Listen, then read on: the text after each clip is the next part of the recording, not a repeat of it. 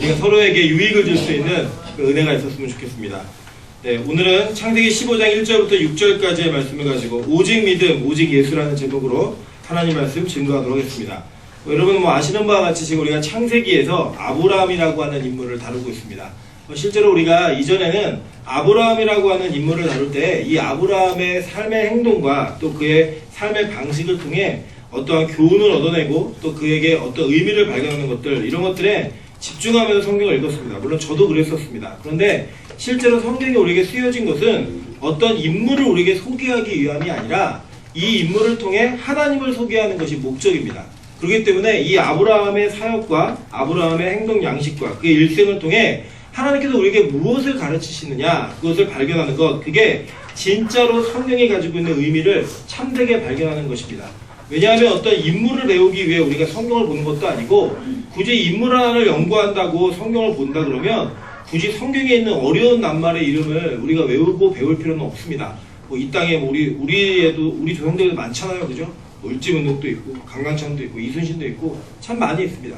근데 그런 사람들을 연구하면서도 우리가 뭐 한 가지는 발견할 수 있다는 거예요. 만약에 이 성경이 여러분에게 주는 의미가 이 땅의 윤리와 도덕과 또 어떤 모범적인 삶을 위한 교훈이라면 여러분 굳이 아브라함 이렇게 배울 필요 없습니다. 그런데 왜 우리가 이렇게 아브라함을 배우고 있고 또 성경은 아브라함이라고 하는 인물 자체를 우리에게 의미 있게 전달하고자 하는가라는 내용들은 이 아브라함의 일생과 그의 사역과 그의 삶을 통해 저와 여러분에게 하나님께서 하시고자 하시는 구원의 메시지가 담겨져 있기 때문입니다.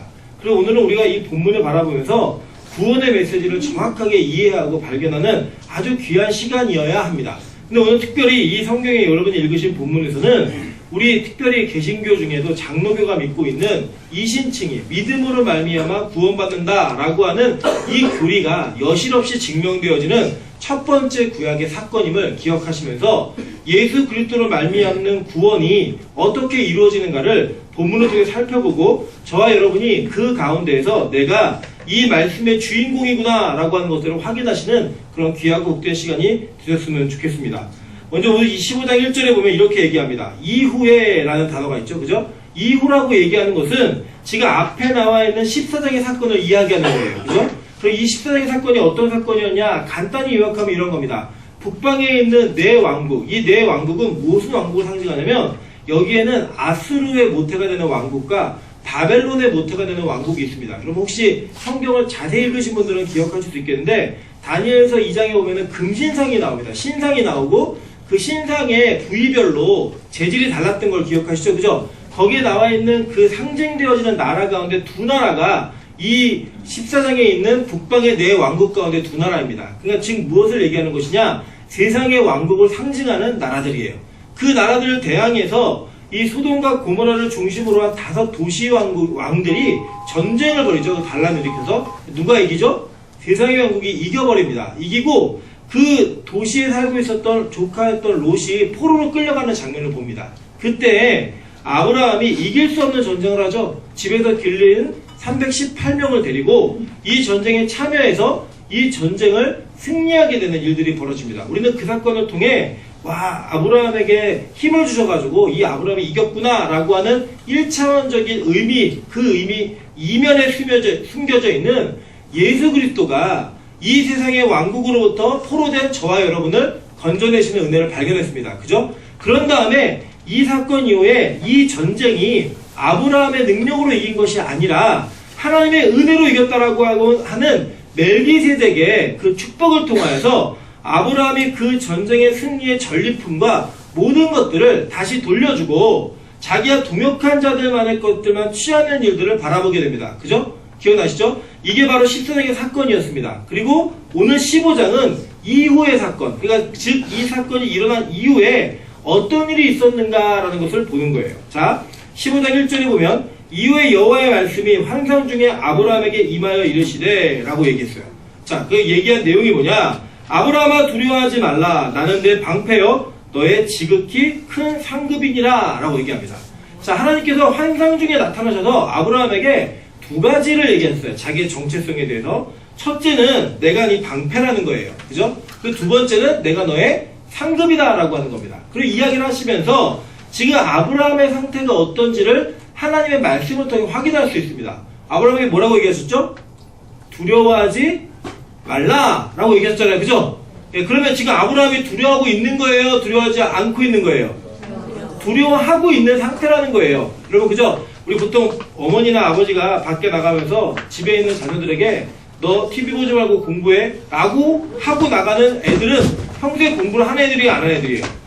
잘 안 하는 애들이죠. 그죠? TV를 몰래 보는 애들이 안 보는 애들이에요. 몰래 보는 애들이에요. 그래서 여러분, 저도 어릴 때 기억이 납니다. 너 TV 보지 말고 있어. 그래서 얘기하면 몰래 이제 어머니 오실 시간 되면 꺼졌는데 와갖고 TV 뒷면을 만져보면 옛날 TV는 따뜻하잖아요. 그죠? 걸려갖고 막 혼나고 이럴 때 경험이 다 있습니다. 원래 TV 안 좋아하고 공부하는 아이한테 그렇게 얘기 안 해요. 그런데 지금 하나님이 아브라함에게 뭐라고 말씀하셨냐면 아브라함아 두려워하지 말라라고 얘기한 거예요. 자, 그렇다면 지금 아브라함은 굉장히 두려워하고 있는 상태라는 겁니다. 왜 두려워했을까요? 여러분 생각해 보세요. 가끔 이제 보다 보면은 우리가 실력으로 무언가를 해냈을 때는요, 다음에도 동일한 일이 우리에게 주어지면 그 일을 두려워합니까? 두려워하지 않아요. 두려워하지 않아요. 그죠? 예를 들어서 이런 겁니다. 여러분이 수학을 아주 잘하는데 수학을 시험 볼 때마다 맨날 90점 이상 받는 거예요. 시험 볼 때마다. 그럼 다음 수학 시험이 두려울까요? 안 두려울까요? 안 두렵죠. 절대 두렵지 않습니다. 그런데 어느 날 밀렸어가지고 90점을 받았어요. 네, 너무 못했는데 밀렸어가지고 90점을 받았는데 그 90점을 맞은 게 막 공개가 돼가지고 막 공개적인 칭찬을 막 받은 거예요. 그러면 그 다음 수학 시험이 두려울까요? 안 두려울까요? 두렵습니다. 여러분 기억하시는지 모르겠지만 2002년 우리 한일 월드컵 때 우리나라가 16강전에서 이탈리아를 이겼습니다. 그래서 난리가 났죠. 사실 운도 좀 있었고 또 심판에 약간 어드밴티지도 있었던 것 같아요. 그죠? 그래 있었는데 이탈리아가 그 뒤에 져가지고 열이 받아가지고 한국 A 국가대표팀을 초대했어요. 와라, 너네 원정 경기 와서 우리나라에서 시합 한번 하자. 그래서 갔을까요? 안 갔을까요? 안 갔습니다. 예. 그리고 그 뒤에도 계속 요청이 있었는데 갔을까요? 안 갔을까요? 안 갔어요. 그 실력은 아는 거예요. 기본적인 실력은 절대 우리가 이탈리아 이길 수 없습니다. 그러니까 그 운도 있었고 홈이라는 홈경기라는 이점이 있었기 때문에 이긴 거거든요. 그걸 우리도 아는 거예요, 스스로. 그렇기 때문에 한 번 이긴 걸로 끝이에요. 다 안 싸우는 거예요, 더. 왜냐면 또 싸우면 우리가 질 거라는 실력이 바닥이 날 걸 알기 때문에. 자, 아브라함이 분명히 이 전에 있었던 전쟁을 누구의 힘으로 이겼어요? 하나님의 힘으로 이겼단 말이에요. 그런데 그에게 또 시간이 지나고 나니까 두려움과 그의 믿음 없음이 온전하게 드러나게 되는 거예요. 그 드러남으로 말미암아 와, 내가 어쩌자고 318명을 데리고 북방의 네 나라를 습격을 했지? 내가 무슨 정신으로 이걸 이겼지? 정신이 들고 나니까 겁이 덜어 난 겁니다. 여러분, 그래서 진짜 신앙은, 진짜 믿음은 제정신으로는 우리가 신앙생활 제대로 할 수 없습니다. 내가 하나님께 붙들린 바 돼서 무언가 하나님이 도우심이 있어야지만 우리가 평소에 내 의지와 힘으로는 할 수 없는 일들을 해낸다라는 거예요. 제가 제 기억에도 저는 기질적으로 독서를 좋아하는 사람은 아니에요. 제 타고난 기질 자체가. 그런데 두 가지 요건이 있었어요. 첫째는 어머니 아버지가 다 직장일 하시고 사업을 하시는 바람에 집에 놀 게 없었어요. 집에 책을 많이 사주다 보니까 놀 게 없어 책 보다가 책을 보는 습관이 들었고, 제가 대학생 때 하나님께 기도했던 내용이 있어요. 하나님, 제가 졸업하기 전에 500권의 책을 읽을 수 있도록 좀 도와달라고 기도를 하고 그 책을 읽었습니다. 정말 일주일에 두세 번씩 읽었던 것 같아요. 그때 이렇게 많이 읽고 나니까 지금은 그렇게 책 보면 지금 책을 안 봐요. 저희 아내가 항상 묻는 게, 여보 이 책 다 읽었어? 거의 다 읽었거든요. 책 다 읽었어? 다 읽었어. 근데 요새는 안 봐. 예전에 봐서 안 봐. 근데 요새는 그 책을 안 봐줘요. 그래서 이 책을 보더라도 옛날같이 그렇게 막 집중해서 일주일에 두세 번씩 읽고 이런 게 지금은 안 되더라고요. 그 어떤 특정한 시기에 하나님이 도우심으로 말미암아 했던 일이 있더라는 거예요. 여러분, 우리 빛과 공교도 그런 경험이 있죠. 그죠? 우리 작년에 어떤 일이 있었습니까? 하나님께서 우리에게 우리의 마음을 흥분시키셔가지고 우리가 헌금을 막 해가지고 이 건축을 했어요. 또 하자 그러면 아마 여기서 절반이 떠나실걸요? 우리 올해도 또 건축합니다. 그러면 아마 다 떠나실 거예요. 하나님 우리에게 제정신이 아닌 정신을 부어 넣어줘갖고 그를 하게 하셨다는 거예요. 근데 그 일이 지나고 나면 두려움이 우리에게 있다는 겁니다. 아, 이거 내가 한 거 아닌데, 내 실력이 아닌데. 여러분, 그때 내가 믿음이 떨어졌구나, 내가 뭐 흔들리고 있구나, 내가 지금 타락했구나, 이렇게 생각하지 마시고, 아, 하나님이 내 인생을 도우셔서 내가 여기까지 왔구나 라고 하는 겸손의 고백을 할 수 있는 그런 은혜가 있어야 된다고 하는 것입니다. 그때 하나님이 나타나서 하신 말씀이 무엇입니까? 내가 네 방패라는 거예요. 이 방패라는 단어가 히브리어로는 마겐이라는 단어인데 이 방패라는 단어가 히브리어로 두 가지가 있습니다. 근데 이 마겐이라는 단어는 전신을 가리는 방패예요. 전신을 다 가릴 수 있는 방패가 있고 손방패라고 하는 의미가 있습니다. 그래서 이 시편에 다윗이 여호와는 나의 방패시여 이런 표현을 제일 많이 했거든요. 그때 그 방패는 항상 전신을 다 가리는 방패였다는 거예요. 여러분 잘 보세요. 우리가 예를 들어서 우리 어렸을 때 숨바꼭질 하셨던 기억이 있지 않습니까? 꼭꼭 숨어라 머리카락 보인다고 막 숨잖아요. 근데 숨을 때 가장 안전한 곳이 어디예요? 우리의 전신을 다 숨길 수 있는 곳. 그것이 안전한 거죠. 그죠? 뭐 커튼 뒤에 숨었다. 바보죠. 그죠? 발목이 보이잖아요. 무언가 노출이 되어지는 곳이 있으면 우리가 불안해합니다. 근데 전쟁터에서는 얼마나 힘들겠어요. 그런데 이 방패가 전체를 다 가리는 방패로 하나님 얘기하셨다는 거예요. 그러니까 이런 거예요. 야, 내가 너의 전신 방패야. 걱정하지 마. 지금 얘기하고 계신 거예요. 근데 이 방패라는 마겐이라는 히브리어 뜻에는 다른 뜻이 있는데 통치자라고 하는 의미도 있습니다. 통치자. 야, 내가 너의 통치자야. 너 내가 시켜서 한 거잖아. 내가 도와서 한 일이잖아. 걱정하지 마. 라고 얘기하시는 거예요. 여러분, 우리가 그럴 때가 있다는 거예요. 하나님께서 도우신 가운데 우리가 어떤 일을 이루고 나면 와, 정말 이게 내가 또 할 수 있는 일인가? 나에게 또 벌어질 수 있는 일인가? 라고 하는 그런 두려움과 우리 어떤 어려움들이 우리 마음을 엄습하고 우리 마음 가운데 있을 때가 있다는 거예요. 여러분, 제가 이번에 이제 21일을 마치면 네 번째 합니다. 네 번째 금식을. 21일 금식을. 네 번째 하는데 할 때마다 제가 마지막에 했던 고백이 뭐냐면 하나님 다시는 안 하게 해주세요. 너무 힘들어가지고 너무 고통스러웠던 시간 때문에 막 그런 고백을 해요. 그런데 실제로 이번에는 여러분이 너무 기도를 많이 해주셔서 그런지 금식 안 하는 사람 같죠? 그죠? 살을 많이 빠졌잖아요. 정직했어요. 어떤 분이 그러더라고요. 아, 저기 사진이랑 똑같았다고. 몇몇 분들은 그 사진 보고 들어오다가 담임 목사가 다른 사람이라고 이렇게 얘기하는 분도 계셨다고 그러는데 돌아오고 있잖아요. 옛날로 돌아오고 있는데 제가 지금 너무 감사한 거는 힘이 나요. 특별히 주일날만 더 힘이 나요. 네. 너무 감사해요. 여러분의 기도 가운데. 근데 이 일은 진짜 저는 하나님이 하셨다고 생각합니다. 제 힘으로는 못해요. 그러니까 앞으로는 하나님이 이런 일은 안 도와주셨으면 좋겠어요. 안 했으면 좋겠어요. 너무 힘들어가지고. 그래서 너무 감사한 거는 제가 이 금식을 마치기도 전에 우리 지난주에 우리 중고등부가 수련회를 왔잖아요. 겨울 캠프를 왔는데 우리 노대현 전사님이 와가지고 기도하고 난 다음에 끝나자마자 오더니 막 얘기하더라고요. 저한테 일주일 금식을 해야겠다고. 그리고 지금 시작했어요. 오늘부터 주보에는 이제 잘못 나가는데 24일까지 금요일까지 일주일 금식을 하겠다고. 제가 안 시켰습니다. 제가 절대 강압도 주지 않았습니다. 본인이 하겠대요. 근데 안 할까봐 제가 주보에 냈거든요. 얘기해놓고 안 할까봐 주보에 냈고 그 소식을 듣고 우리 이주영 전사님이 자기도 해야 되는 거 아니에요? 불안해 떨고 있습니다. 여러분 가로치고 여기 늘라 그랬어요. 이주영 전사는 이어서 금식하면 여기 늘라 그랬는데 아직 본인이 결대 안 했기 때문에 그렇지 않아요. 근데 여러분 잘 보세요. 그런 얘기 하더라고요. 자기 그렇게 장기금 처음 해본대. 태어나서. 본인 정신으로 했겠어요? 지가 아마 정신 차리고 나면 내가 왜 그랬지? 이런 생각만 할 거예요. 우리가 하나님께서 우리를 도우실 때만 할 수 있는 일이 있다는 거예요. 여러분 그래서 하나님이 우리의 방패시고 우리의 상급이 되신다는 그 이야기가 여러분 절대로 우리의 믿음이 연약할 때만 오는 이야기가 아니라 여러분을 지금도 돕고 계시고 앞으로도 돕고 계실 여러분의 전신 방패 되시는 하나님께서 늘 우리에게 귀에 들려주시는 이야기라는 거예요. 즉 이 이야기는 뭡니까? 우리의 믿음이 우리의 어떤 사역의 열매가 우리의 능력과 우리의 힘으로 한 것이 아니라 누구의 힘을 했다고요? 하나님께서 하신 일이다 라고 하는 것을 여실없이 증명하는 거예요. 그래 이 상급이라는 단어가요 아브라함에게 좀 약올랐던 것 같아요. 왜냐면 잘 보세요. 그 전에 전쟁을 했는데 네 나라가 전부 약탈을 했죠. 우리 지도 보셨잖아요. 지난주에 거인의 족속을 다 약탈하고 그 지역과 일대를 다 약탈한 다음에 얼마나 많은 전리품을 거뒀겠어요. 그 전리품을 거둔 거를 아브라함이 다 가져왔다니까요. 다 가져왔을 때 어마어마한 재산이 그에게 주어질 수 있었겠죠. 그죠? 그런데 이때 소돔 왕이 뭐라고 얘기했냐면 야, 사람만 돌려주고 재물은 너 다 가져 라고 얘기했을 때 아브라함이 뭐라고 했냐면 나 절대 그렇게 안 하겠다 라고 얘기합니다. 왜냐하면 만약에 그렇게 하면 네 말이 내가 아브라함으로 치고 그러니까 불을 축축하게 하게 됐다. 소돔과 고모라의 걸로 하게 했다라고 할까봐 내가 하나도 가지지 않겠다 라고 다 돌려줬어요. 여러분 돌려줄 때는 멋있었겠죠. 그죠? 돌려주고 난 다음에 어떤 느낌이 들었을까요? 아까웠을까요? 안 아까웠을까요?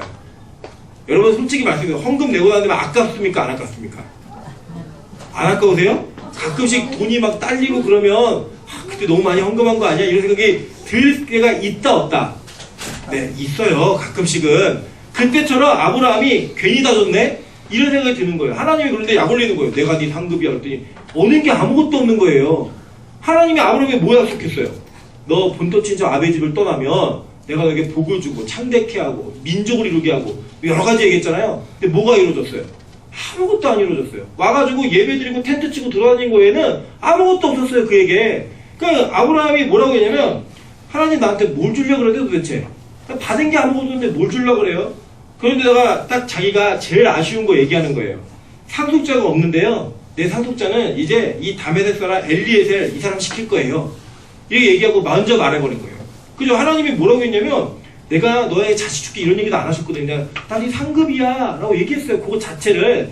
그랬더니 뭐가 나와요? 자기가 제일 관심 있고 제일 아쉬운 게 툭 튀어나오는 거예요. 그러니까 여러분 그 사람이 뭐에게 관심 있는가 굳이 이렇게 물을 필요 없어요. 그 사람이 5분 동안 대화할 때 무슨 단어가 제일 많이 나오는가 보면은 그 사람의 관심도가 있다는 거예요. 그래서 저는 청년부 사역 오래 하잖아요. 오래 하다 보니까 청년들이 서로 연애할 때 그냥 가만히 있으면 알아요. 괜히 뜬금없이 그 형제 얘기를 계속해요. 욕을 하든 칭찬하든 그 형제에 대한 관심을 계속 표명을 해요. 그게 뭐예요? 관심 있다는 거예요. 둘이 몰래 연애하고 있는 거예요. 그 자매에 대한 얘기를 계속해요. 찬양팀에 관심도 없던 애가 뭐 찬양 인도자가 은혜롭다는 둥, 뭐 찬양할 때 뭐 멋있다는 둥 이런 얘기 계속해요. 계속. 그럼 뭐예요? 그에게 그 관심이 들어가기 시작했다는 거예요. 아브라함에게 유일한 관심이 뭐였는가? 그에게는 자식이 없는 것. 그게 너무나 큰 아픔이었고 하나님께 간절히 바라는 마음이었던 거예요. 그래서 3절에 보면 노골적으로 얘기하잖아요. 아브라함이 또 이르되 주께서 내게 씨를 주지 아니하셨으니 내 집에서 길른 자가 내 상속자가 될 것이니이다 라고 얘기하면서 아브라함이 하나님께 항의하는 거예요. 지금 우리 그럴 때 있죠. 하나님 나한테 약속했잖아요. 약속도 왜 안 이루어 주시는 거예요? 분명히 이렇게 열심히 예배드리면 시집가게 해준다는데 지금 제가 몇 살인 줄 아십니까? 이러면서 막 우리 항의할 때 있잖아요. 그죠? 하나님 근데 나타날 때마다 내가 네 남편이야. 내가 이게 얼마나 약 올라요? 눈에 보이는 남편을 달라고 막 이런 마음이 들고 우리 안에 얼마나 큰 불만들이 막 응서슴칩니까? 그런 게 있다는 거예요. 근데 여러분 꼭 믿으셔야 돼요. 하나님이 여러분의 방패이시기도 하시지만 동시에 여러분의 상급이시라는 거예요. 자 보세요. 1번에 보면 창세기 15장 1절에 그 이야기는 없고 표준 세번역을 보면 이렇게 번역이 되어 있습니다. 이런 일들이 일어나는 후에 주께서 환상 가운데 아브라함에게 말씀하셨다. 아브라함아 두려워하지 말아라. 나는 너의 방패다. 내가 받을 보상이 매우 크다. 라고 얘기한 거예요. 이 보상이 매우 크다라는 단어가 그에게 희망도 됐지만 희망 고문인 것처럼 들렸던 거예요. 근데 실제로 하나님은 우리의 방패이십니다. 성경 여러 도처에서 하나님이 우리의 방패라는 것을 이야기하셨어요. 우리 3번 한번 볼까요? 그는 정직한 자를 위하여 완전한 지혜를 예비하시며 행실이 온전한 자에게 뭐가 되신다고요? 방패가 되신다 라고 얘기했어요. 방패가 되신다. 그럼에도 불구하고 우리는 하나님을 원망하는 자리에 설 수밖에 없는 그런 죄인이라는 거예요. 제 여실히 아브라함이 어떤 사람인가를 드러내주면서 그 아브라함의 실체가 무엇인지를 우리에게 보여주는 거예요. 근데 그 실체는 누가 있어요? 저와 여러분이 있는 거예요. 여러분 우리가 어떤 기적과 이적을 경험하고 여러분 안에 하나님의 은혜를 경험하면 평생 주님 부인 안 하실 것 같죠? 절대 그렇지 않습니다. 우리가 은혜 받을 때요. 은혜 받을 때마다 내가 평생을 주님께 헌신하고 예배 가운데 살고 주님만을 섬기고 이런 마음을 결단하고 각오하시지만 언제 무너져요? 3일 뒤면 무너져요. 실제로 이스라엘 백성들도 그렇습니다. 이스라엘 백성들이 어떤 일이 있었냐면 출애굽을 하고 홍해를 건넌 이후에 그들이 사흘길을 지나자마자 마실 물이 없자 그들이 원망하는 장면이 출애굽기 15장 24절에 나옵니다. 여러분 생각해보세요. 여러분이 만약에 아침에 세수를 하다가 물에다가 손을 댔는데 세면대에 물이 반으로 갈라진 거예요. 그 기적을 경험하면 주인 부인 하시겠어요? 안 하시겠어요? 안 하실 것 같죠? 그러나 우리는 3일만 지나면 나에게 무언가 내 욕구가 해결되지 않고 내 필요가 해결되지 않으면 하나님을 원망하는 자리로 갈 수밖에 없는 존재라는 거예요. 그런데 그러한 존재들에게 하나님께서 약속하신 게 뭐냐면 너의 보상이 매우 크다는 거예요. 내가 너의 상급이라는 거예요. 여러분 이 말씀이 우리에게 믿어줘야 된다는 거예요. 이사야서 40장 10절에 보면 이렇게 얘기합니다. 5번 한번 보세요. 보라 주 여호와께서 장차 강한 자로 임하실 것이요 친히 그의 팔로 다스리실 것이라. 보라 상급이 그에게 있고 보응이 그의 앞에 있으며 라고 얘기합니다. 그러니까 두 가지가 다 있다는 거예요. 상급도 있고 보응도 있고. 간지가 안 나눠졌거든요. 예. 죄송합니다. 가져왔는데 금식의 영향이라고 생각하시면 됩니다. 네, 금식의 영향이라고 생각하시면서 양해하시고 다시 한번 받으실게요. 받으시면 보세요. 여호와께서는 땅끝까지 선포하시되 너희는 딸 시온에게 이르라. 보라 내 구원이 이르느니라. 보라 상급이 그에게 있고 보응이 그의 앞에 있느니라 하셨느니라 라고 얘기했어요. 자, 이거 요약하면 이런 겁니다. 간단히 정리하면 하나님께서 반드시 상급과 보응을 우리에게 주신다는 거예요. 근데 그 하나님의 마지막 최후의 심판 때 그 일은 반드시 일어납니다. 이 땅에서 그런 일이 안 일어나는 것처럼 보일 때도 있어요. 한번 생각해보세요. 예수 잘 믿는 사람들이 이 땅에서 다 잘 살았던가요? 그렇지 않잖아요. 그죠? 십자가에 거꾸로 달려 죽은 베드로가 있었고요. 제자들의 창에 찔려 죽고 기름에 튀겨 죽고 껍질이 벗겨져 죽는 그런 일들이 예수의 직속 제자들에게 일어났던 일이에요. 우리 기준으로 본다면 그들은 개죽음을 당했지 절대로 상급을 받은 사람들이 아니라는 거예요. 그런데 실제로 하나님께서는 반복적으로 약속하시는 게 뭐냐면 내가 너에게 상급을 줄 것이고 나에게 보응이 있다는 얘기를 계속 얘기하셨어요. 근데 보세요. 악인들이 일찍 죽던가요? 아니더라고요. 제가 보니까 욕을 많이 먹으니까 오래 살아요. 진짜 오래 살더라고요. 정말 죄를 많이 저지르고 자신들의 행위와 자신들의 잘못을 뉘우치지 않아도 이 땅에서 잘 먹고 잘 사는 사람들 되게 많습니다. 그런 사람들을 보면 부조리 같아요. 하나님 안 계신 것 같아요. 그런데 하나님은 계속 약속하신 내용이 뭐냐면 반드시 보응이 있다는 거예요. 반드시 상급이 있다는 거예요. 그러면 그 일은 반드시 이루어집니다. 언제 이루어질까요? 주님 다시 오시는 날 반드시 이루어진다는 거예요. 그 여러분은 둘 중에 한 자리에 서게 됩니다. 내가 보응받을 자인지 상급을 받을 자인지 반드시 서게 된다는 거예요. 그리고 오늘 지금 하나님께서 이렇게 말씀하신 것은 반드시 이 아브라함에게도 이 상급이 주어지는데 바로 그 상급이 무엇인가 이것을 성경 우리에게 얘기하고 있다는 거예요. 하나님이요 아브라함에게 이렇게 말씀하십니다. 야 너 나와. 끌고 나가셨어요. 아마 하나님이 어떻게 끌고 나가셨을까요? 멱살을 잡고 나가셨을까요? 안 믿는 거예요. 아브라함이 안 믿으니까 나와 그러면서 끌고 나와가지고 하늘을 보라고 얘기해요. 하늘을 보니까요 뭐 지금은 이제 공해 때문에 많이 보이지 않지만 제가 초등학교 때도 기억이 서울 시내에서도 은하수를 볼 수 있었어요. 초등학교 때도 공기가 더럽지가 않아갖고 그 은하수를 보면 별이 얼마나 많습니까, 그죠? 우리 권사님들 장로님들 기억나시죠? 시골 하늘을 막 보면은 은하수가 막 있어갖고 셀 수도 없을 만큼 그렇게 많은 별들이 있었어요. 그 별을 보여주시면서 네 자손이 이와 같을 거야 라고 얘기했어요. 시청각으로 확인시켜 주신 거예요. 하나님의 약속이냐 아니냐 이것을 확인하는 방법이 있습니다. 뭐냐면요 하나님의 언약은요 점점 명확해져요. 뜬구름 잡는 이야기는 명확해지지 않아요. 그냥 진짜 뜬구름으로 남아있어요. 근데 점점 명확해지는 그 하나님의 약속은 반드시 이루어집니다. 그런데 오늘 이 이루어지는 장면 가운데 우리가 무언가 분명하게 볼 단어들이 좀 몇 가지가 있다는 거예요. 먼저 볼게요. 하나님께서 분명히 약속하신 건 이거예요. 첫 번째는 너의 몸에서 날 자가 네 상속자가 된다는 거예요. 그죠?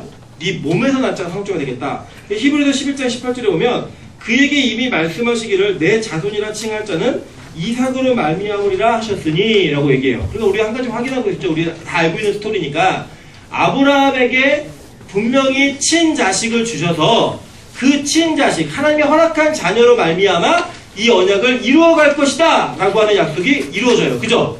두 번째가 좀 더 중요한데 그 뒤에 보면 별을 봐라. 그러면 너에게 네 자손이 이와 같을 것이다 라고 얘기했어요. 자, 이거 한글 성경으로는 잘 확인할 수가 없는데 히브리어 성경을 보면 이것은 하나님의 어법에 맞지 않는 이야기를 하셨어요. 자, 왜 그렇지? 그런 거 한번 살펴볼게요. 자, 9번 한번 보세요. 15장 5절에 얘기하신 내용인데 그를 이끌고 나가 이르시되 하늘을 우러러 묵별들을 셀 수 있나 보라 라고 얘기했어요. 근데 이 묵별이라는 히브리어가 하캅임이라는 단어인데 그 별들이라고 하는 복수입니다. 복수. 근데 그 뒤에 뭐라고 얘기하냐면 보라 또 그에게 이르시되 내 자손은 이와 같으리라 라고 얘기해요. 그죠? 이 자손 제라라고 하는 이 단어는 단수예요. 단수. 그러니까 안 맞는 거죠. 그죠? 원래 뭐라고 얘기해야 돼요? 별들을 봐라. 그럼 네 자손들이 이와 같을 것이다 라고 얘기하는 게 문법으로 맞는 거잖아요. 근데 앞에는 복수를 얘기했는데 뒤에는 단수로 얘기하고 있어요. 이게 말이 안 되는 거예요. 근데 여러분 잘 보세요. 성경이 왜 진짜냐면요. 만약에 이게 성경을 쓰는 필사자들이 이거 문법에 맞지 않네. 그럼 어떻게 해야 돼요? 고쳐 써야 돼요. 그죠? 근데 고치지 않고 이게 그대로 유지가 된 거예요. 구전으로 유지가 됐지만 그 전생되어지는 가운데 틀린 문법인데 계속 기록되고 있어요. 근데 이게 왜 그렇게 기록되었는가? 성경이 이걸 명확하게 해석해줘요. 자, 먼저 결론부터 볼게요. 10번 한번 보세요. 갈라디아서 3장 16절에서 바울 사도가 이 문장을 해석해줍니다. 이 약속들은 아브라함과 그 자손에게 말씀하신 것인데 여럿을 가리켜 그 자손들이라 하지 아니하시고 오직 하나를 가리켜 내 자손이라 하셨으니 이게 뭐예요? 곧 그리스도다 라고 얘기하는 거예요.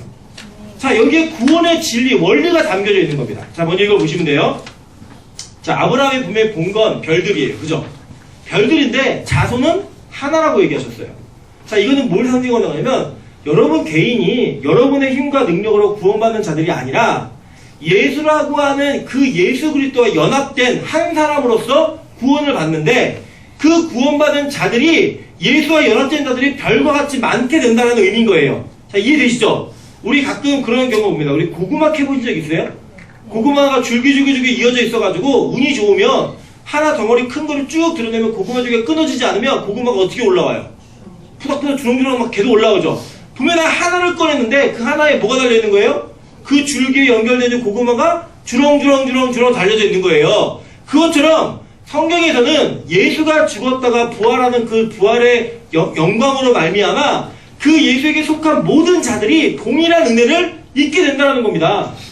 여러분, 이게 구약에서 약속해진 예수로 말미암아 구원받는 첫 번째 사건을 정확하게 예시로 보여주고 있고 명확하게 그림처럼 보여주고 있는 진리라는 거예요. 여러분, 예수 아니고서는 구원 없습니다. 예수 아닌 다른 곳에서는 절대 구원이 일어날 수가 없습니다. 성경 우리에게 이것을 반복적으로 계속적으로 얘기하고 있다는 거예요. 그래서 여러분, 우리가 예수님 외에는요 다른 이름을 결코 우리에게 구원받은 이름을 주신 적이 없어요. 21번 한번 맨 뒤에 한번 보세요. 다른 이로서는 구원을 받을 수 없나니 천하 사람 중에 구원을 받을 만한 다른 이름을 우리에게 주신 일이 없음이라 하였더라. 아멘. 여러분, 이만희, 문성명 이런 사람 다 거짓말 가짜예요. 예수 아니고서는 절대로 그 이름을 우리에게 주신 적이 없다라고 이미 제자들이 선언했고 성경이 계시를 종료했어요. 여러분, 특별 계시는 종료됐습니다. 그러니까 성령의 일루미네이션, 조명은 있을 수 있어요. 지금도. 그러나 성경을 쓰고 있는 이초석 씨가 성경 계속 쓰고 있죠. 지금도. 예, 사도행전 이후로 계속 쓰고 있잖아요. 2단이에요. 2단. 여러분, 특별 계시는 끝났어요. 이제 예를 들어 계시를 받았는데 이런 거예요. 여러분 기도다 응답 받았는데 그 응답이 성령과 부딪힌다. 그럼 뭐예요? 누가 잘못된 거예요? 내가 잘못된 거예요. 실제로 어떤 일이 있었냐면 어떤 청년이 계시를 받았대요. 무슨 계시를 받았냐 물어봤더니 어떤 유부남이 있는데 그 부부예요. 부부인데 저 여자가 죽고 자기랑 저남자랑 결혼하는 계시를 받은 거예요. 그래서 그걸 기도하고 있더라고요. 그래서 제가 성경을 읽어주면서 너 마귀의 속삭임이라고 그거 얘기해줬어요. 여러분, 기도 많이 하시다가 응답 받을 수 있어요. 환상도 볼 수 있고요. 여러 가지 다 가능하다고 생각해요. 그런데 여러분, 그것이 성경과 부딪히잖아요? 그럼 여러분, 그거 잘못된 거예요. 귀신이 주는 거예요. 여러분, 귀신들도 능력이 있습니다. 능력을 행해요. 방언이 기독교에만 있지 않아요. 조로아스타교에도 있고요. 많이 있어요. 저는 영상 하나 봤는데 조로아스타교의 사제가 뭘 했냐면요. 지팡이 끝에 서가지고요. 설교를 해요. 그런 능력이 있다고요. 귀신들이요. 그걸 보면서 여기도 능력이 있다 저기도 그거 아니에요. 성경은 구원의 계시와 구원받을 만한 특별한 계시를 이미 종료했고 완성했어요. 그 무슨 의미라는 거냐? 성경을 통해 온전한 구원에 대한 지식을 얻을 수 있다는 거예요. 여러분, 우리 놀라운 일이 벌어지죠? 성경을 제대로 모르면서도 구원받는 자도 있다라고 우리 얘기하고 있어요. 물론 특별한 경우에 그런 일이 있을 수 있습니다. 근데 제가 한 가지 분명히 약속할 수 있어요. 지금 이 자리에 앉아 계신 저와 여러분은 그런 일 없어요. 이런 특별한 은혜가 일어나는 건 어떤 분들이 막 죽기 전에 회심하는 분들, 그런 분들 있잖아요. 평생 보살로 사시다가 죽기 전에 병상에 세례 받으시고 돌아가신 분들, 이런 분들 있을 수 있어요. 지금 신앙생활이 허락되어진 저와 여러분에게는요 그런 일 없어요. 그러니까 성경을 제대로 이해하시는 일 반드시 필요합니다. 미리 막간을 통해 광고를 드리면 오늘 나가실 때 보면 뒤에 성경 공부 교재, 성경 공부 신청서가 있으실 거예요. 그걸 통해서 여러분, 내가 도대체 어떤 예수를 믿고 있는지, 내 신앙의 고백이 진짜인지를 좀 확인하셨으면 좋겠어요. 특별히 우리 노대현 전사님이 그 금식 이후에 잘 준비해가지고 우리 사도신경을 기초로 한 기초 성경 교리반을 하실 거예요. 이거는 초신자들은 공짜입니다. 초신자가 누구냐? 교회 온 지 6개월 안 되는 미만의 사람들. 네, 이런 분들은 또 들으셔야 돼요. 그래서 우리 기독교 매번 고백하잖아요. 전능하사 천지를 만드신 이 고백에 기독교의 모든 진리가 엑기스로 담아져 있는데 그 담아져 있는 교리 가운데 내 믿음이 진짜인가? 그러니까 이거예요. 내가 예수를 믿는다고 말할 때에는 최소한 이 내용은 고백해야 된다는 거예요. 이 내용은. 그게 바로 사도신경이거든요. 그 신경에 대한 내용이 뭔지도 모르면서 매일 고백을 하는 거예요. 매일. 주문을 외워보자? 그거 아니에요. 이걸 통해서 진짜 믿음이 고백되어질 때 그것을 신앙이라고 얘기하는 겁니다. 여러분 적어도 교회를 제일 불쌍한 사람이 누구예요? 교회를 평생 다녔는데 구원받지 못한 사람. 제일 불쌍한 사람 아닙니까? 저는 우리 빛가서 공부에 그런 사람 하나도 없었으면 좋겠어요. 적어도 몰라서 지어갔는데요. 이런 말은 안 해야 돼요. 그 뒤에 뭐 구약계가 뭐 신약계가 있는데 그게 뭐냐? 성경을 배우는 거예요. 성경을. 성경을 통해 내 믿음이 진짜인가? 내가 정말로 신앙인인가? 내가 그리스도를 믿는다고 얘기할 때 그 예수가 성경이 약속하고 있는 예수인가? 이것을 확인하는 시간. 그 시간을 통해서 저는 우리 빛가서 공교의 믿음이 한 차원 더 성숙해지는 그런 은혜가 있기를 바랍니다. 그래서 왜 아멘 안 하세요? 안 성숙해지고 싶으세요? 지금 여러분 이게 되게 위험한 일이에요. 주님이 오신 날 만약에 여러분에게 믿음 없다 얘기하시면 어떻게 하실 거예요? 여러분에게 너 나 모르잖아. 네가 믿던 신이 아니야. 네가 부르던 예수가 아니야 라고 얘기하시면 어떻게 하시려고 그래요? 저는 정말 우리 찬양팀도 물론 중요해요. 악기도 참 중요하지만 이 악기보다 더 많은 분들이 신청하셨으면 좋겠어요. 적어도 말씀에 대한 열정, 하나님을 알고자 하는 그 믿음이 여러분에 있어야 된다고 하는 겁니다. 그런데 이 도대체 아브라함의 믿음이 우리에게 어떻게 이어지는가? 보세요. 아브라함이 놀라운 일인데 그 뒤에 보면 더 은혜가 있어요. 6절에 보시면 아브라함이 여호와를 믿으니 여호와께서 이를 그의 의로 여기시고 라고 얘기해요. 여러분 저기 재밌는 게 뭐냐면요. 아브라함이 이 이야기를 듣고 믿은 거예요. 지금 우리는 그렇게 수많이 성경을 읽었어도 이해를 못 하잖아요. 아니 왜 별들을 보여줘 놓고 왜 자손이라고 얘기했지? 이해를 못 하는데 아브라함이 그걸 듣고 믿었다는 거예요. 여러분 명심하십시오. 세대주의자들, 순복음교회 교인들은 시대마다 하나님의 구원하시는 방법이 달랐다고 얘기하는데 아니에요. 아브라함이 이를 믿었다라고 얘기하는 건 갈라디아서를 기준으로 누굴 믿은 거예요? 예수를 믿은 거예요. 아브라함 시대에 한 번도 예수를 보지 못했는데 그 예수에 대한 이야기를 우리처럼 설명 듣지도 못했는데 그 예수를 믿은 거예요. 믿었더니 어떤 일이 벌어졌느냐? 하나님이 여호와께서 이를 그의 의로 여기셨다라고 얘기해요. 그러니까 아브라함의 의는 어디로부터 온 거예요? 믿음으로부터 온 거예요. 예수를 믿는 믿음으로부터 온 거라고요. 이 믿음으로 여기시고 라고 하는 이 히브리어가 하샤브라는 단어인데 이게 어떤 뜻이냐면요. 우리 13번 보세요. 이 아브라함이 여호와를 믿으니 여호와께서 이를 그의 의, 체데카, 고득, 올바름 이걸 여기셨다는 거예요. 근데 그게 여기셨다는 히브리어 하샤브가 어떤 뜻이냐면 간주하다, 인정하다, 판단하다예요. 그게 뭐냐면 사실로서 믿음이 아닐 수 있다는 거예요. 근데 간주해버린 거예요. 믿음으로. 예수를 믿는다는 그 믿음 하나 때문에 너는 의로운 사람이야 라고 간주해버리신 거예요. 이게 뭐예요? 칭의. 여러분 진짜 의롭다고 생각하십니까? 여러분 여기 앉아있는 여러분, 서있는 저 우리 모두는요 어떤 누구도 의로움이라는 단어 앞에서 부끄러움을 느낄 수밖에 없어요. 그죠? 부끄러움을 느낄 수밖에 없다니까요. 여러분 제가 예화를 하나 드려드릴게요. 제가 여지껏 태어나가지고 진짜 실제로 본 사람 중에 제일 잘생긴 사람이 안정환이에요. 실제로 본 사람 중에. 네, 안정환 선수 아시죠? 네, 제가 불가리아와 A매치 할 때 현역 선수일 때 A매치 경기장 갔다 화장실을 찾다가 길을 잃어가지고 선수들이 이렇게 들어오는 그곳에서 만났어요. 직접. 저는 사람의 얼굴에서 광이 난다는 거. 예수님이 옛날 성화 보면은 이렇게 후광 있잖아요. 진짜 있어요, 그게. 네, 정말 있더라고요. 후광이 이렇게 비치는데 그 안정환 선수가 저는 이렇게 얼굴을 쳐다보고 오 그리고 가만히 서 있어서 그냥 지나가는데 황선홍 선수는 제 어깨의 1.5배예요. 덩치가 어마어마하게 좋아요. 네, 그러려면 실제로 봤어요. 안정환 선수 제가 잊을 수가 없어요. 너무 잘생겨가지고 잊을 수가 없어요. 확 지나간 거예요. 근데 만약에 제 안정환 선수 옆에 세워놓고 저를 여기 세워놓고 여러분이 야, 살 빠져서 잘생겨서 안정환 같다 그러면 제가 어떤 마음을 느낄까요? 부끄러움과 수치스러움과 이런 거 느끼지 않겠어요? 예를 들어서 우리 권사님들한테 권사님 참 젊어 보이세요 이러면 칭찬이에요. 그죠? 예를 들어 권사님들한테 권사님 김태희보다 더 미인이세요. 얘기하면 뭐예요? 놀리는 거예요. 네, 그죠? 몸매가 권사님 미스코리아 나오시면 이거 놀리는 거예요. 그냥 권사님 아주 관리를 잘하셨네요. 이 정도면 그냥 칭찬인데 과한 거는 정말 놀리는 거죠. 그죠? 그러니까 이거 뭐예요? 하나님 앞에서 여러분과 제가 서로를 의롭다라고 얘기하는 건 놀리는 거예요. 장난치는 거라고요. 그런 일 없습니다. 어떻게 예수 앞에서 우리가 의로운 자가 돼요? 그런 일 없어요. 우리 다 죄인이에요. 우리 이 땅에 확인하는 게 뭐냐면 끝까지 내가 얼마나 죄인이고 의심하는 자이고 얼마나 부조리한 자이고 얼마나 무능한 자이고 얼마나 패역한 자인지를 확인하는 거예요. 여러분 이 전까지 지금 아브라함이 뭐하고 있었어요? 하나님 의심하고요. 원망했어요. 불평했다고요.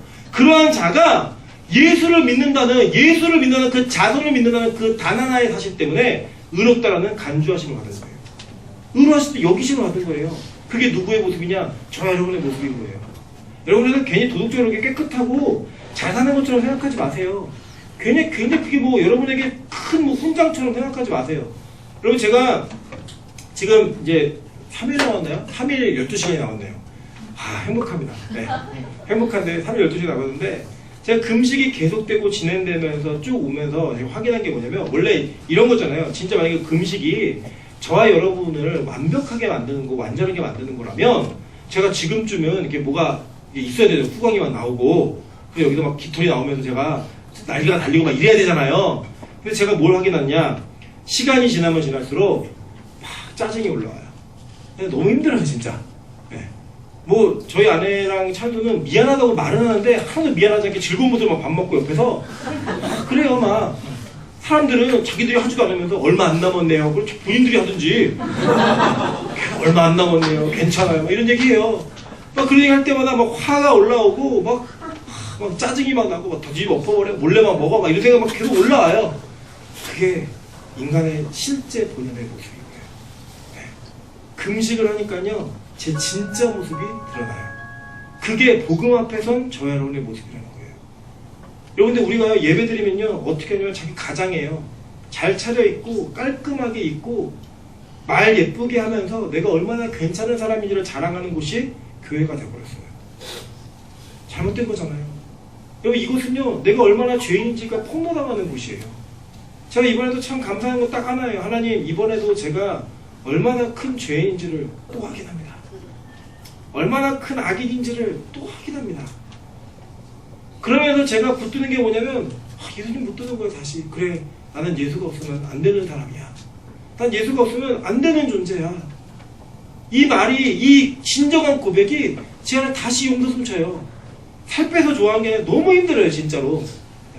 고통스럽고 끼니 때가 되면 위가 막 찢어지는 것 같고 막 너무 힘들어요. 근데 그 힘든 가운데서도 제가 또 확인하는 게 뭐냐면 그래 난 여전히 예수가 필요한 사람이야. 제가 일전에 잊을 수 없는 경험이 하나 있습니다. 제가 참 좋아하는 권사님 한 분이 계셨는데 정말 좋으신 분이에요. 근데 이분이 마지막에 위암으로 돌아가셨어요. 근데 위암 말기가 되니까 권사님이 저를 만나셔가지고 아마 제가 지금 목사님 만나는 게 마지막일 것 같습니다 하고 얘기했는데 그 암의 고통이 어마어마하시대요. 진짜 24시간 자기의 내장 모든 기관들을 다 칼로다가 긁어내는 것 같아요. 그게 끊이지가 않는데 그 고통이. 자기가 거기서 하나님을 원망하고 있더라는 거예요. 원망하고 있더라고요. 원래 그 권사님 되게 믿음 좋은 분이었거든요. 제가 그때는 복음을 잘 몰라가지고 권사님 나약하시구나. 권사님 그러시면 안 돼요. 그렇게 그러면 믿음이 없는 겁니다. 막 얘기했는데 제가 복음을 알고 나니까요. 그 권사님의 고백이 진짜였어요. 진짜 믿음의 고백이었어요. 그 권사님이 뭐라고 하냐면 저는 끝까지 이럴 수밖에 없는 존재인 걸 확인하네요. 그때 나약함인 줄 알았는데 그게 아니라 그게 진짜 복음을 아는 자의 모습이더라고요. 그러니까요. 그분이 돌아가실 때 누구 붙들었겠어요? 마지막까지. 아, 내 힘으로는 안 되는구나. 내 능력과 내 절개와 내 가지고 있는 개념을 지킬 수가 없구나. 그걸 통해 진짜 붙들어야 될 분이 누군지를 확인하는 거예요. 여러분 우리 인생 그렇게 사는 겁니다. 여러분 하나님께서 여러분의 인생의 마지막이 됐든 중간이 됐든 처음이 됐든 여러분에게 장애를 주시고 어려움을 주시고 여러분에게 원망할 만한 거리를 주셨습니까? 여러분 그건 저주가 아니고요. 얼마나 여러분이 예수가 필요한 존재를 확인하시게 하는 하나님의 축복입니다. 진짜 복이에요. 그래서 우리 입에서 하나님을 향한 부정된 말들이 터져나올 때마다 다시금 예수를 붙드세요. 여러분 믿지 않는 자, 선택받은 자와 선택받지 못한 자의 차이가 그거예요. 그 말이 터진 다음에 하나님 앞에 나가지 않는 자는 버림받은 자이고 그 말이 터짐으로 말미암아 다시금 주님을 붙드는 자, 자기의 연약함과 부동됨을 확인하면서 나는 여전히 예수가 필요합니다 라고 고백할 수밖에 없는 자, 그가 건진받은 자라는 거예요. 그때 하나님의 의가 여러분에게 임하는 겁니다. 의롭다라는 칭의가 여러분에게 주어지는 거예요. 여러분 그게 바로 믿음입니다. 믿습니다를 잘하는 게 믿음이 아니라 예배를 안 빠지고 여러분 해야 되는 책임을 다 하는 게 믿음이 아니라 그래요 나는 여전히 예수가 필요한 사람입니다 라고 고백하는 그 자가 진짜 예수에게 택함받은 자이고 그 예수의 의를 덧입는 자라는 거예요. 제발 괜찮은 척 하려고 노력하지 마시고 여러분의 실제 모습이 드러났을 때마다 주님을 붙드시라는 거예요.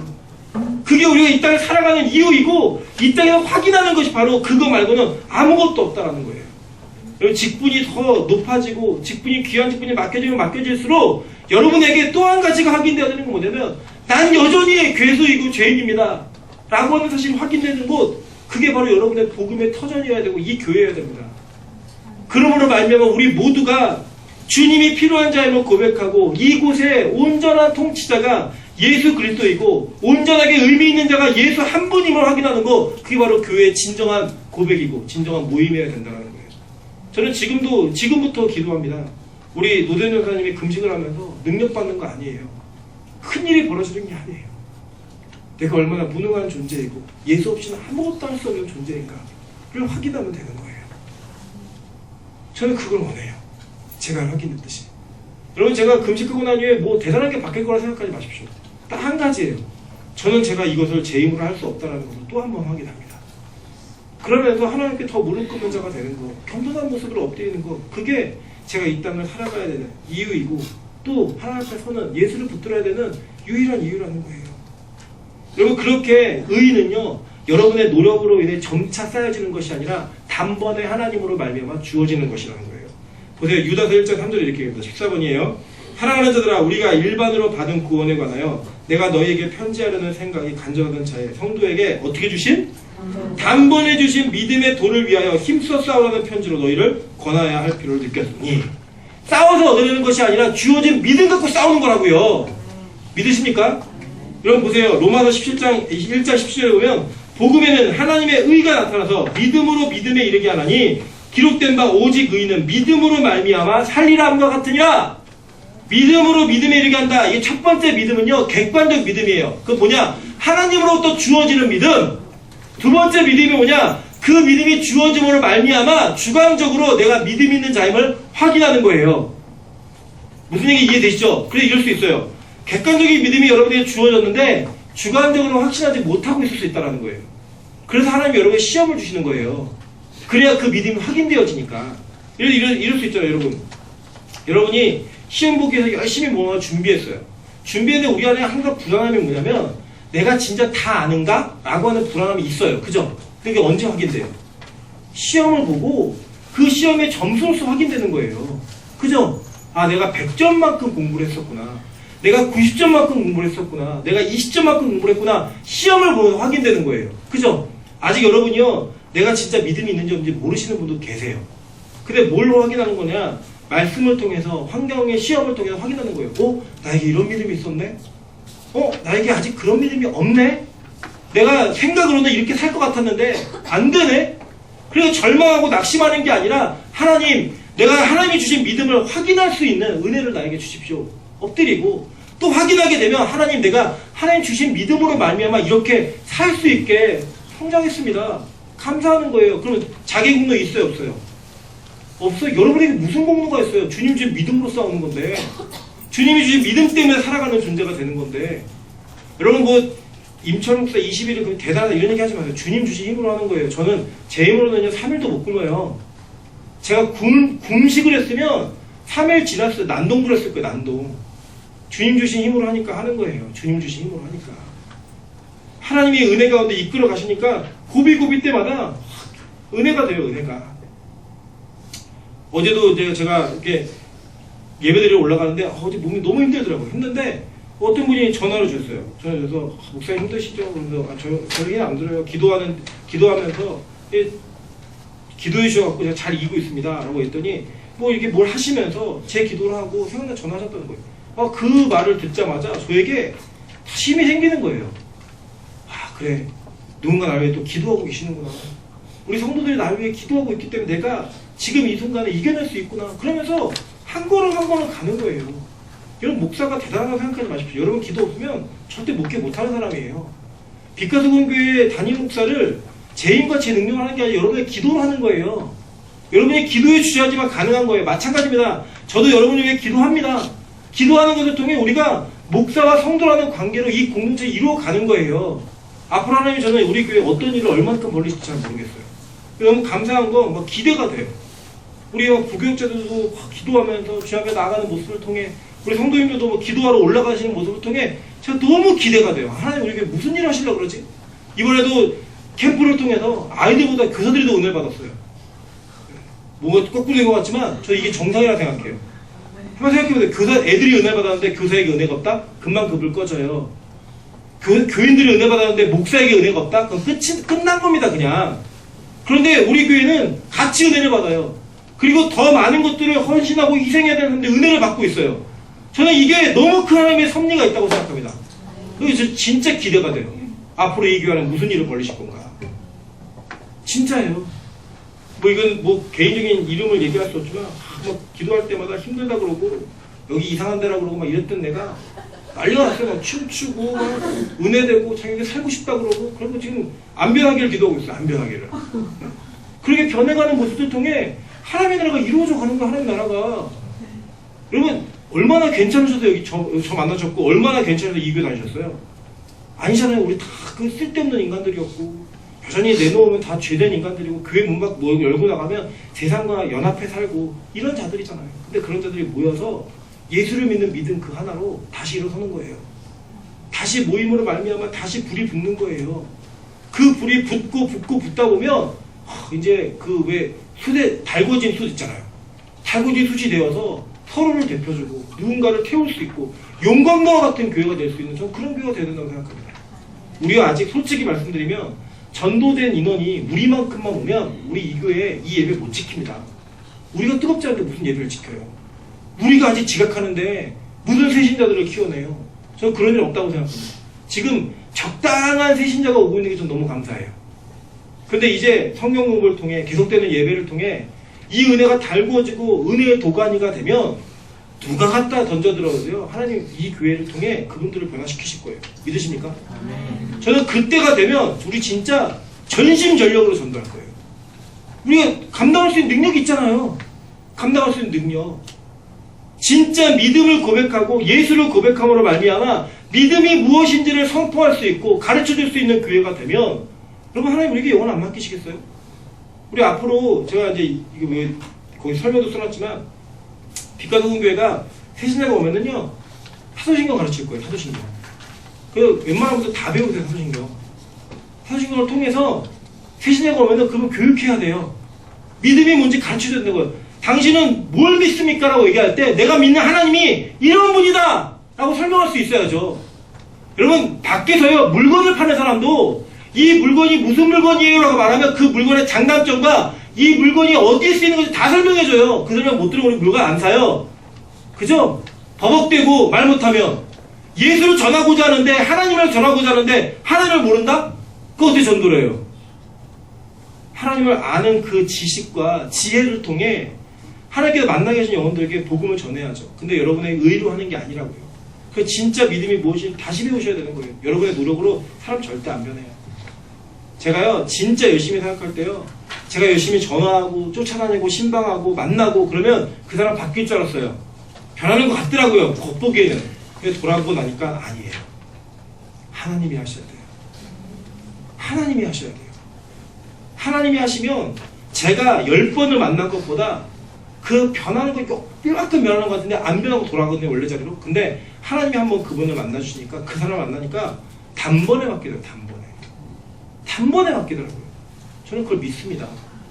단번에 주시는 그 믿음으로 말미암아 우리가 변화되는 거예요. 그리고 그 믿음 갖고 사는 거예요. 의인들은요. 다른 거 아니에요. 그런데 그 믿음이 누구에게 주어지느냐 보니까 17절 보세요. 17번 에베소서 1장 4절부터 5절입니다. 곧 창세전에 그리스도 안에서 우리를 택하사. 언제 택하셨대요? 창세전에. 이 세상은 창조하기 전에 여러분 저와 여러분 택하셨다는 거 우리가 배우셨죠? 그죠? 네. 그래서 구원이 종말이 구원을 앞선다. 게알더 스포츠가 얘기했잖아요. 종말이 구원을 앞선다. 이미 구원받을 자를 천국의 완성을 그려놓으신 거예요. 하나님의 의지 속에. 그리고 창세기를 시작하시면서 창조 가운데 구원받을 자를 택하신 거예요. 저는 이 교회에서 예배드리고 있는 저와 여러분 그리고 지금 이 말씀을 들으면서 들리는 분들 하나님 택한 자라고 저는 믿습니다. 그 믿음으로 말미암아 우리가 진짜로 하나님의 자녀임을 확인하셔야 돼요. 에베소 2장 8절에 9절에 이렇게 얘기합니다. 너희는 그 은혜에 의하여 믿음으로 말미암아 구원을 받았으니 이것은 너희에게서 난 것이 아니요 하나님의 선물이라. 행위에서 난 것이 아니니 이는 누구든지 자랑하지 못하게 함이라. 갈라디아 3장 11절에 이렇게 얘기합니다. 또 하나님 앞에서 아무도 율법으로 말미암아 의롭게 되지 못할 것이 분명하니 이는 의인은 믿음으로 살리라 하였음이라. 여러분, 너무 여러분의 행위와 삶을 자랑하지 마세요. 이거 복음적이지 않습니다. 한국교회 성화론 다시 한번 재점검해야 됩니다. 우리가 뭐 열심히 깨끗하게 살면 하나님의 은혜를 이루면서 말씀 지키며 살 수 있다? 아니요. 그것도 하나님이 도와주셔야 돼요. 하나님이 도와주셔야지만 가능한 일입니다. 하나님이 도와줘서 가능한 일이면 여러분 잘할 게 있어요? 없어요? 없어요. 우리 그런 존재예요. 끝까지. 언제까지라도. 그래서 여러분 마귀가 제일 두려워하는 게 예수 이름이에요. 사도행전에 보면요. 제자들을 붙들어 놓고요. 그들 요구한 게 뭔지 아십니까? 너네 기적 행하지 마. 이적 행하지 마. 이렇게 얘기하지 않았어요. 그 딱 요구한 건 딱 하나였어요. 이후에는 이 이름으로 예수의 이름으로 아무에게도 말하지 말게 하자 하고 그들을 불러 경고하여 도무지 예수의 이름으로 말하지도 말고 가르치지도 말라 하고 얘기했다고요. 마귀가 제일 무서운 게 뭐예요? 예수 이름이에요. 근데 교회에 지금 예수 이름이 사라졌어요. 예수의 이름을 얘기하지 않아도 설교가 가능한 시대가 되어져 버렸어요. 심지어는 그 예수 이름이 나오지 않는 설교를 좋아하고 따르는 시대가 그 성도들이 이 땅에 가득합니다. 그때 빛과 소금 교회는 이 시대의 흐름을 역행하겠습니다. 거꾸로 갈 거예요. 오직 예수, 오직 믿음. 이 두 가지 단어. 예수라는 이름 그 하나로 여러분의 신앙을 세워가고 복음을 세워가고 교회를 세워감으로 말미암아 이 땅에 살아가는 동안에 오직 그 이름 하나만을 붙들고 살아가는 저와 여러분 되시기를 주님의 이름으로 축원합니다. 제가 같이 한번 기도하겠습니다. 기도할 때 하나님, 우리가 예수 아닌 다른 것들이 너무너무 필요합니다. 그래서 예수 믿으면서도 하나님 이거 해결해 주셔야 내가 주님 살아계신 줄 믿겠습니다. 이거 해결돼야 주님 내가 주님이 하나님이신 줄 믿겠습니다라고 얘기했던 수많은 기도의 제목들과 여러분 안에 있는 욕망들 다 무너뜨려 보십시오. 그 우상입니다. 쓸데없는 거라고요. 딱 하나 예수의 이름, 그 하나 이름 붙들면 됩니다. 그 이름으로 말미암아 우리에게 약속되어진 그리스도 아브라함이 믿었고 우리의 믿음의 수없은 조상들이 다 믿었고 저 여러분들이 믿어야 할 그 예수 그리스도 한 분만으로 여러분 영혼의 구원을 얻어내는 저 여러분 되시기를 주님의 이름으로 축원합니다. 같이 한번 주여 한번 외칠 때 하나님 우리 그런 믿음 갖게 도와달라고 같이 한번 기도하겠습니다. 주여!